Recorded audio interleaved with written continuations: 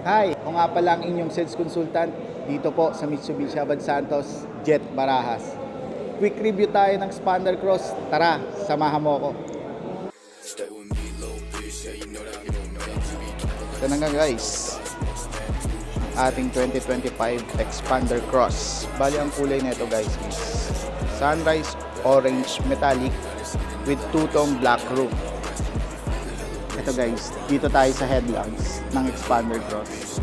Expander Cross natin is equipped na ng LED headlamps at yung fog light niya is naka-LED na rin. Ang front suspension naman ng Expander Cross natin ay equipped po siya ng MacPherson coil spring with stabilizer bar. Sa front suspension po yun. Samantala naman po, sa ating rear suspension ay equipped po siya ng torsion beam. Dito tayo sa parte likod ng Expander Cross. Sa mga nahihirapan po dyan sa pagpapark, ganun, hindi nila madalas makita yung mga kung ano yung nasa likod nila, nakakatulong din dito guys yung backup camera natin para sa visible na pagpapark natin kung halimbawa hindi natin makita sa ilalim parte ng kotse natin kung ano yung masasagi natin. Malaking tulong to guys. Meron tong linya na green, dilaw at pula na indicators kung gaano ka nakalayo sa object na matatamaan mo.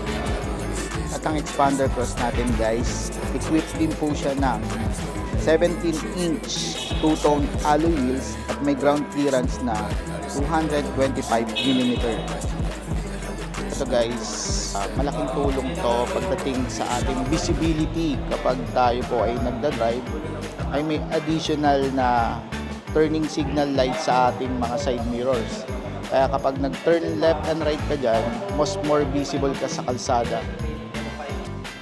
By the way guys, ang price pala ng Expander Cross natin is 1,356,000